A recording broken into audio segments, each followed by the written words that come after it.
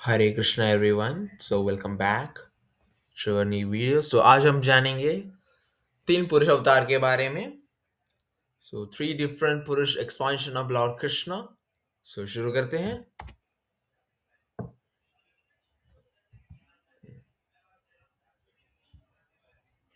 ये भागवतम का श्लोक है जो श्रीमद् भागवतम के प्रथम अध्याय के इज इट ये श्रीमद् भागवतम का श्लोक है जो श्रीमद् भागवतम के प्रथम अध्याय के प्रथम श्लोक में श्रीला वेद व्यास मुनि कह रहे हैं।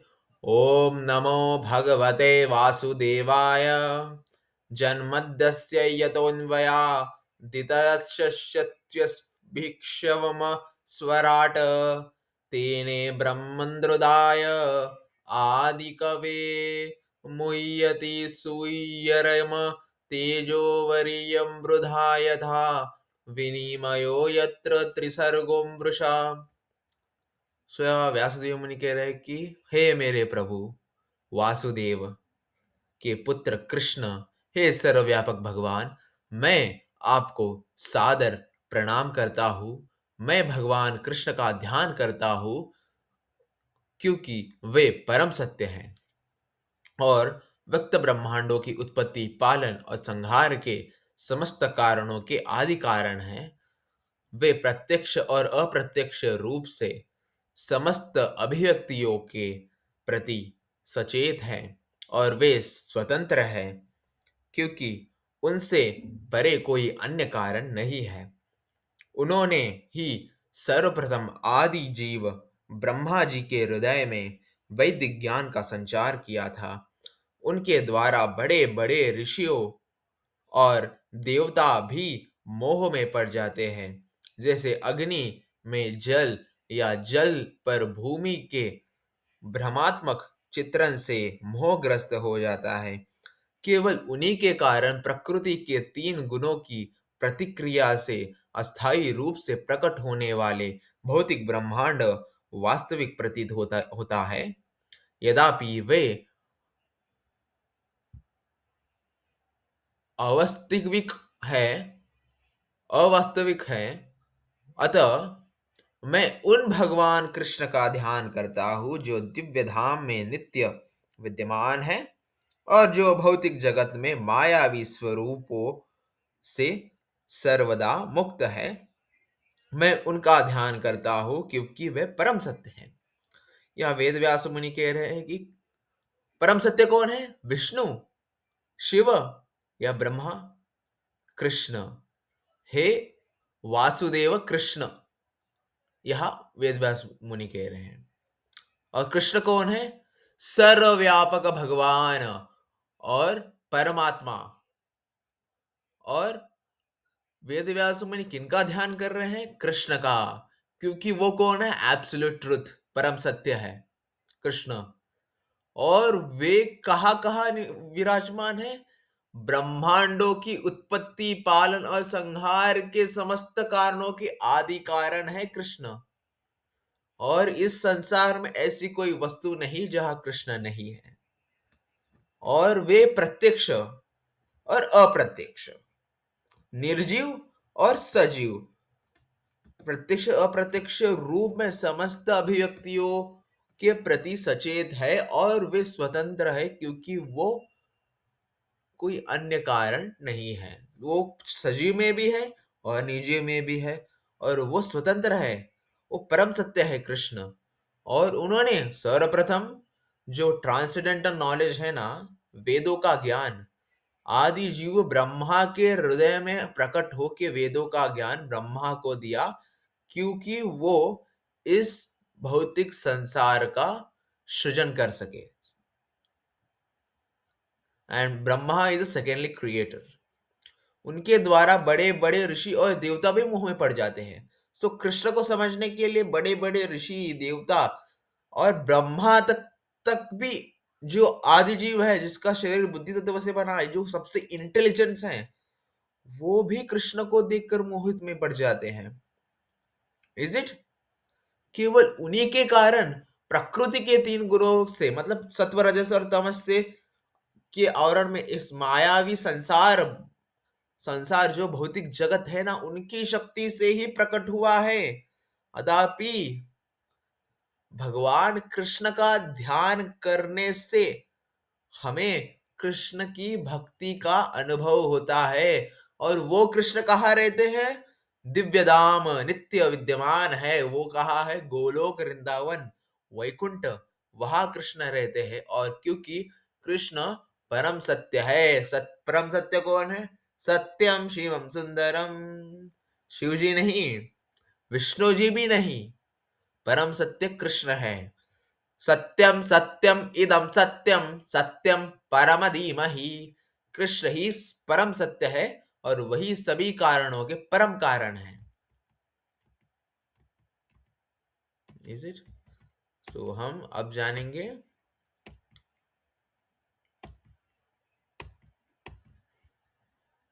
तीन पुरुष अवतार के बारे में।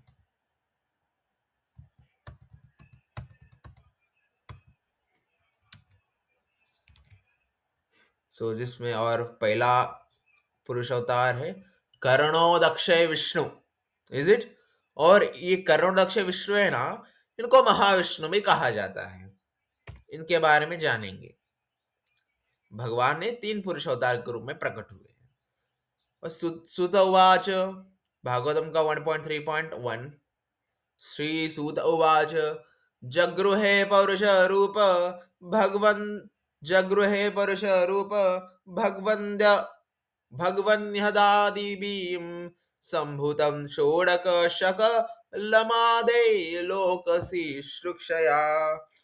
श्री सूत उवाच, सूत गोस्वामी कहते हैं, सृष्टि के आरंभ में भगवान ने सर्वप्रथम पुरुष अवतार के रूप में अपना विस्तार किया और इस भौतिक सृष्टि के सभी अवयवों को प्रकट किया।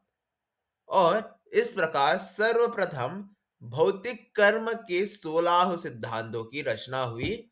इसका उद्देश्य भौतिक ब्रह्मांडों की रचना करना है। तो इसको जान लेते हैं कि भगवान कृष्ण ने, इज इट ओके, सो भगवान कृष्ण ने इस सृष्टि के आरंभ में अपने तीन पुरुष अवतार प्रकट किए। और इसका प्रथम पुरुष अवतार है कर्णोदक्ष विष्णु, और जिन्हें महाविष्णु में कहा जाता है। और उन्होंने अनंत कोटि ब्रह्मांडों की रचना की। वो अनंत कोटि ब्रह्मांड प्रकट हुए कैसे? उनके त्वचा के छिद्रों से भगवान ने अनंत कोटि ब्रह्मांडों की रचना की। Is it? और भगवत गीता में भी कहा गया है कि भगवान कृष्ण अनेक पुरुष विस्तारों का विस्तार करके इन भौतिक ब्रह्मांडों का पालन करते हैं। अतः यह पुरुष रूप उसी सिद्धांत की पुष्टि है। भौतिक सृष्टि में तीन पुरुष रूप है और यह रूप जिसे कारणोदक्ष विष्णु के नाम से जाना जाता है। और उन तीनों में से प्रथम कारणोदक्ष विष्णु या महाविष्णु है। और उन महाविष्णु के त्वचा के छिद्रों से असंख्य अनंत कोटि भौतिक ब्रह्मांडों को उत्पन्न करने के लिए उत्तरदायी है। और जो कारणोदक्ष विष्णु है, जिन्हें महाविष्णु भी कहा जाता है, उन महाविष्णु के त्वचा के छिद्रों से असंख्य असंख्य भौतिक संसार प्रकट हुए हैं।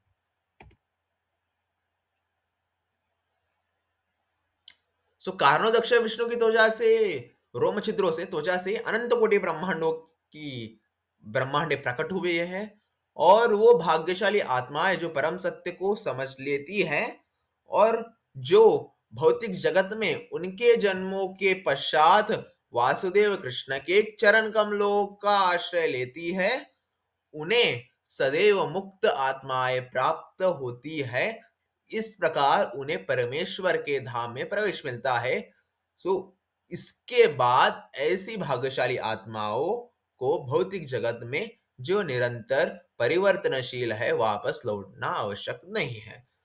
कृष्ण अपने विस्तार को तीन पौरुष अवतार के रूप में विभाजित करते हैं। जिसमें फर्स्ट है कारणोदक्ष विष्णु, महाविष्णु, और दिन के त्वचा के रोम छिद्रों से अनंत कोटि असंख्य भौतिक संसार प्रकट होती है और जो भाग्यशाली आत्मा ये परम सत्य जान लेती है कि कृष्ण ही स्वयं भगवान है और वो भगवान कृष्ण के शरण में आता है और ऐसा व्यक्ति इस भौतिक संसार से मुक्ति प्राप्त करता है और पुनः इस संसार में वापस नहीं आता।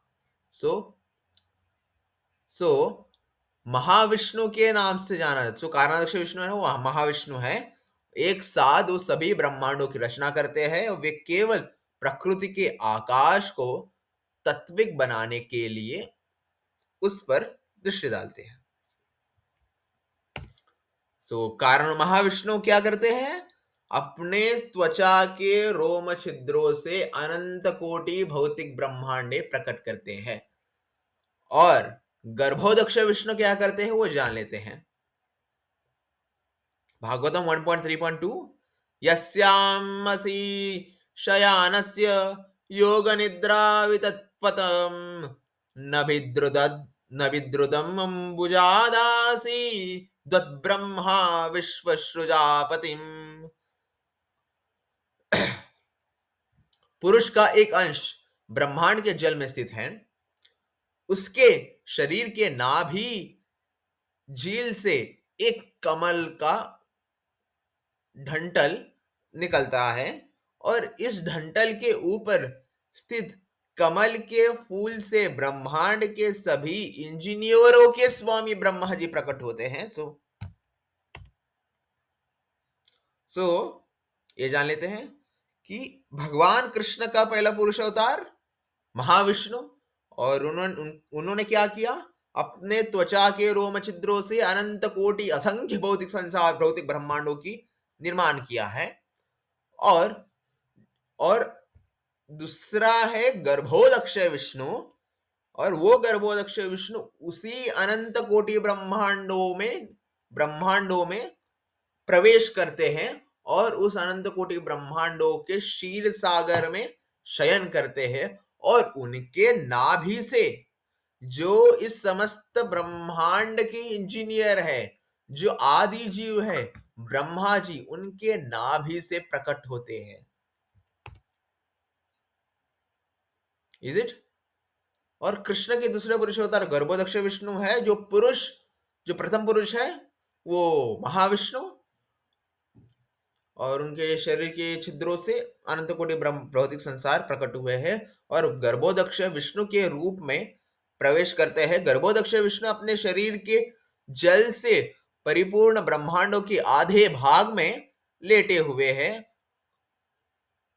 और गर्भोदक्ष विष्णु की नाभि से ब्रह्मा जी का जन्मस्थान कमल पुष्प का तन निकला है।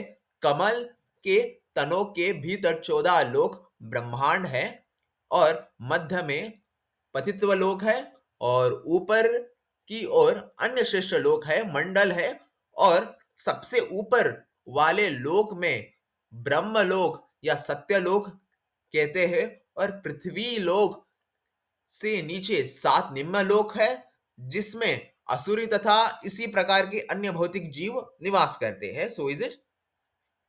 सो गर्भोदक्ष विष्णु क्या करते हैं?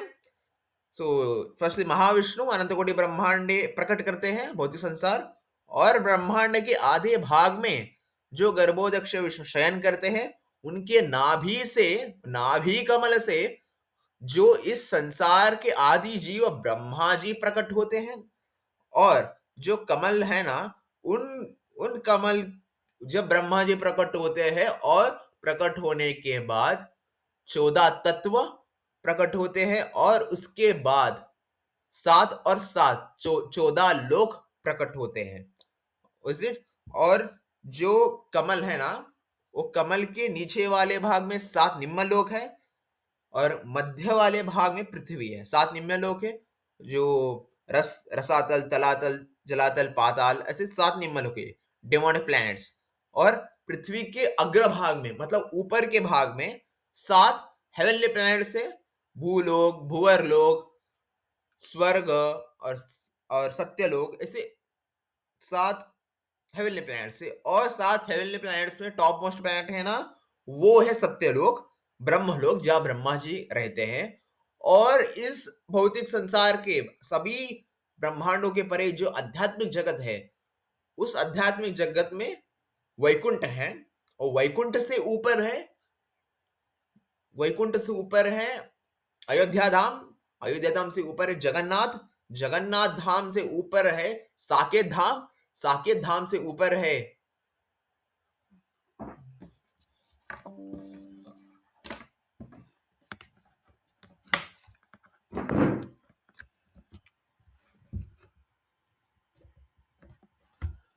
साकेत धाम, और साकेत धाम से ऊपर है, साकेत धाम से ऊपर है मथुरा, मथुरा से ऊपर है द्वारका, और इस भौतिक संसार के सबसे विश्व का सबसे ब्रह्मांड का सबसे टॉप मोस्ट प्लैनेट है गोलोक वृंदावन। Is it?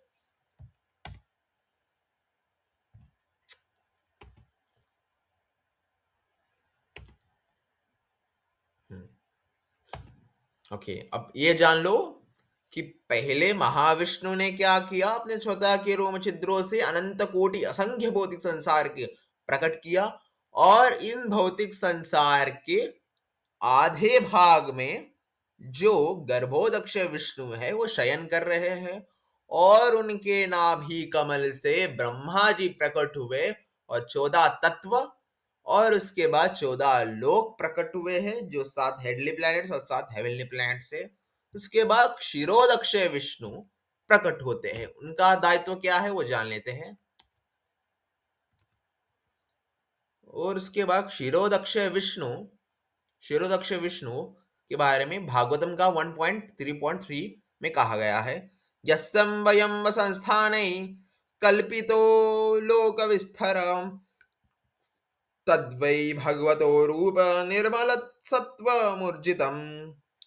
ऐसा माना जाता है कि सभी ब्रह्मांडीय ग्रह मंडल पुरुष के विशाल शरीर पर स्थित है, लेकिन उनका सृजित भौतिक अवयवों से कोई संबंध नहीं है। उनका शरीर सदैव आध्यात्मिक रूप से सर्वोत्त सत्ता में विद्यमान रहता है।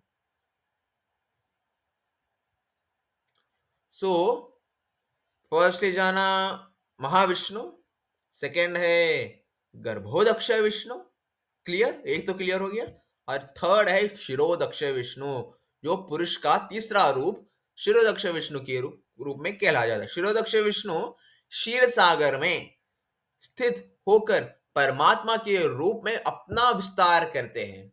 क्षीरोदक्ष विष्णु कौन है? जो परमात्मा है, और वो प्रत्येक अणु के तथा सभी प्राणियों के हृदय में साक्षी भाव में प्रवेश करते हैं, और स्मृति, ज्ञान और विस्मृति प्रदान करते हैं, और उन्हें हरि कहा जाता है, और उनसे ब्रह्मांडों के भीतर सभी अवतार का विस्तार होता है। तो इसको समझ लेते हैं। फर्स्टली महाविष्णु से ब्रह्मांड प्रकट हुई है, और ब्रह्मांड के आधे भाग में जो गर्भोदक्ष विष्णु शयन कर रहे हैं, उनके नाभि कमल से ब्रह्मा जी आए, और उसके बाद 14 लोक, उसके बाद उस अनंत कोटि ब्रह्मांडों में जो महाविष्णु है सभी जीव प्राणियों के हृदय में परमात्मा के रूप में विद्यमान है, और उन जीवों को स्मृति, इंटेलिजेंस, ज्ञान, नॉलेज और विस्मृति और माया, ये तीनों महाविष्णु प्रदान करते हैं। और महाविष्णु कौन है? साक्षात हरि, और वो ब्रह्मांडों के भीतर उनसे ही सभी अवतार प्रकट हुए हैं। महाविष्णु से सभी अवतार प्रकट हुए हैं।